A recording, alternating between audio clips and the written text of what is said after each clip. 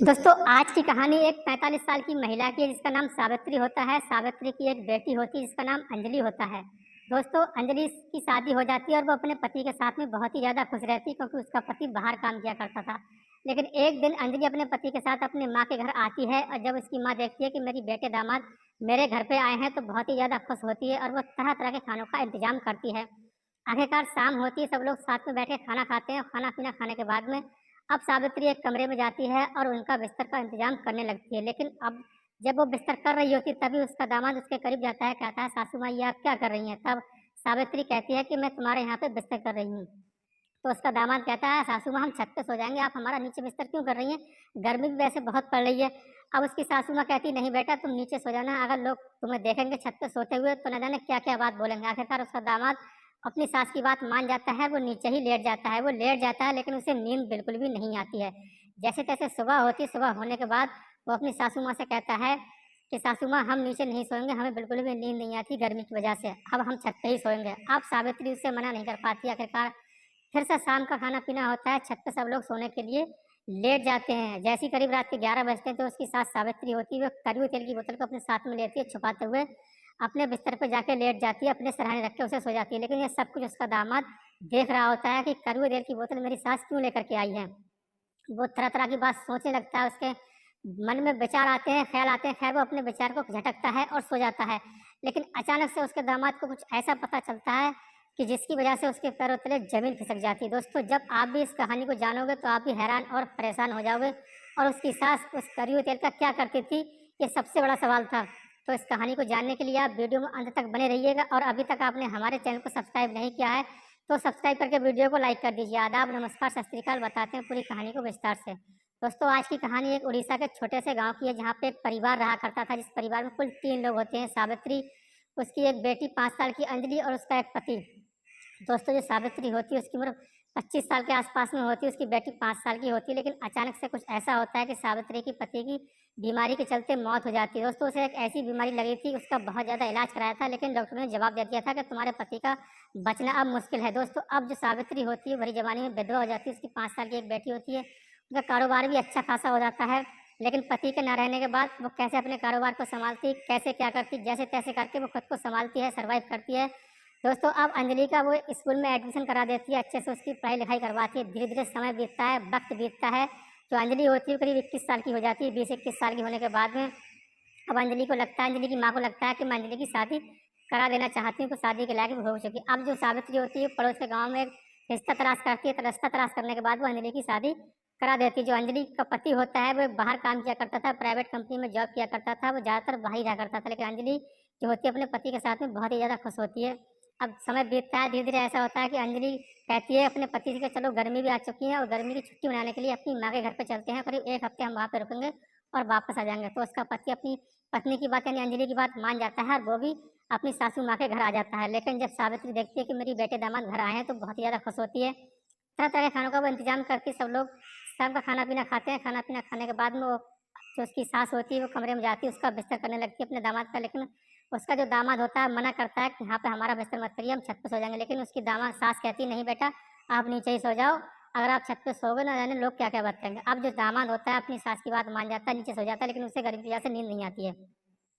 तो सुबह होते ही जो उसका दामाद होता है अपनी सास से कहता है कि हमें यहाँ पे बिल्कुल भी नींद नहीं आई है, हम नीचे नहीं पे सोएंगे, अब आपके साथ में छत पे सोएंगे। अब जो सास होती है उसकी बात नहीं टाल सकती थी अपने दामाद की। और दोस्तों फिर से शाम का खाना पीना होता है। खाना पीना होने के बाद सब लोग छत पे चले जाते हैं सोने के लिए, सबका बिस्तर होता है।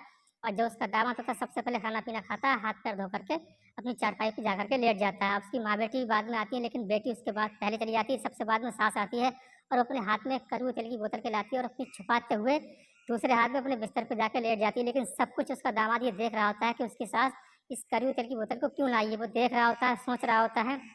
आखिरकार वो सोचते सोचते सो जाता है और जो उसकी सास होती है ये अपने कड़वे तेल की बोतल को अपने सहारा रख करके सो जाती है। दोस्तों ठीक अगले ही दिन ऐसा होता है, फिर सबका खाना पीना होता है। खाना पीना होने के बाद में जो उसकी सास होती है फिर से उस कड़वे तेल की बोतल को अपने हाथ में लेती है और छत पे अपनी चारपाई पे जाके लेट जाती है। वो सबके सोने का इंतजार करती है। लेकिन उसका दामाद आज भी सब कुछ देख रहा होता है और आज वो ये सोच रहा था कि मेरी सास इस कड़वे तेल का करती क्या है। वो इस जानना चाहता था इस चीज़ को, इस वजह से कि इस तेल का होता ही क्या है। आखिरकार उसे बहुत सारे सवाल उसके मन में होते हैं।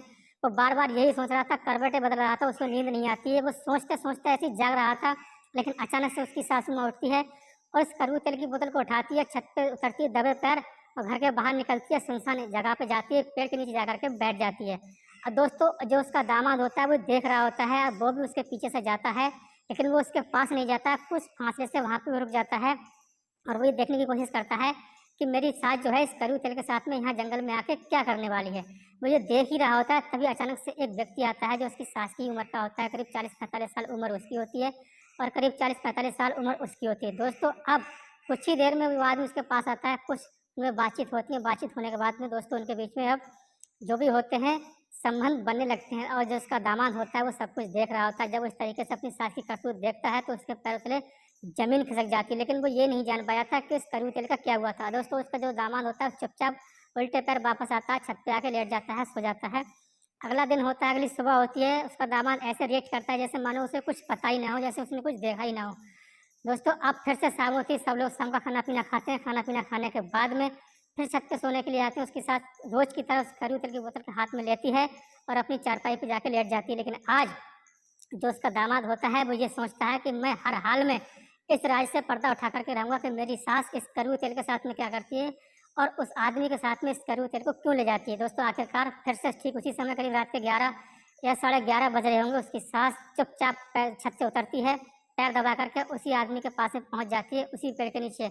अब उसका दामाद भी छत से उतरता है, गेट खोलने के बाद दोस्तों अब वो उसके पास नहीं जाता, कल की जगह वहीं पे जाके वो रुक जाता है और सब कुछ दूर से मंजर देख रहा होता है। कुछ ही देर में उसका प्रेमी आता है, उनमें कुछ बातचीत होती है, बातचीत होने के बाद में अब उनके बीच में फिर भी वो सब सारे जो भी गलत काम होते हैं वो होने लग जाते हैं। दोस्तों, अब करीब 3-4 घंटे वहाँ पे उसकी सास रुकती है और 3-4 घंटे में करीब 2-1 बार उसके बीच में ये संबंध ही बनते हैं।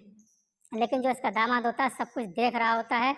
अब अब जो उसकी सास होती है उस आदमी को छोड़ कर के वापस आने लगती है, लेकिन जो उसका दामाद होता है पहले से घर के मेन गेट पे खड़ा हो जाता है अपनी सासू माँ को ये जानने के लिए कि इस तेल का क्या हुआ था। अब उसकी जब सास आती है तो अपने दामाद को देखती है घर के मेन गेट पे खड़ा हुआ, तो उसके पैरों तले ज़मीन खिसक जाती है और घबरा कर वो छटपटाते हुए पूछती है कि दामाद जी, आप यहाँ पे क्या कर रहे हैं? आप अभी तक सोए नहीं? तो उसका दामाद कहता है, यही तो मैं भी जानना चाह रहा हूँ, ये तो मेरा सवाल है कि आप ये क्या कर रही हैं? कहाँ से आई हैं? और आपके हाथ में एक कड़वे तेल की बोतल है, इसका क्या हुआ था?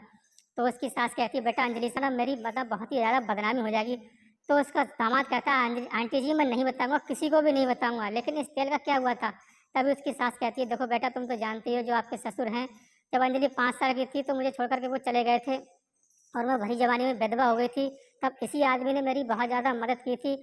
इसने मुझे सुख-दुःख में बहुत ही मेरे काम आया है और जब तुम नहीं थे तब ये मेरे घर में आता था और सब कुछ हमारे बीच में होता था। वो उसकी सास कहती है कि मैं इस आदमी को नहीं छोड़ सकती हूँ। तो उसका दामाद कहता है, ठीक है, ये मैंने सब कुछ सुन भी लिया, देख भी लिया और जान भी लिया।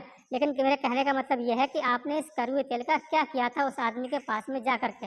अब जो उसकी सास होती है वो कुछ देर खामोश रहती है, चुप रहती है। चुप रहने के बाद में वो कहती है कि इस तेल का जो मेरा इस्तेमाल है वो मेरा प्रेमी करता है, वो पहले इसे इस्तेमाल करता है, इस्तेमाल करने के बाद उसे काफ़ी ज़्यादा उत्तेजना पैदा होती है और उत्तेजना पैदा होने के बाद ही वो मेरे साथ में संबंध बनाता है। इसे लगाने से उसे बहुत अच्छा लगता है, उसके बाद ही मेरे साथ में सब कुछ वो करता है। ऐसा करने से वो काफ़ी समय तक ये गलत काम मेरे साथ में करता है। दोस्तों, इस तरीके से उसकी दामाद कहती है कि उसकी सास कहती है कि मैंने तुम्हें सारा कुछ बता दिया, लेकिन किसी को कहना मत। तो उसका दामाद कहता है कि मैं किसी को भी नहीं कहूँगा, लेकिन बात ये भी है कि मैं यहाँ पर अब 1 मिनट में रहूँगा भी नहीं।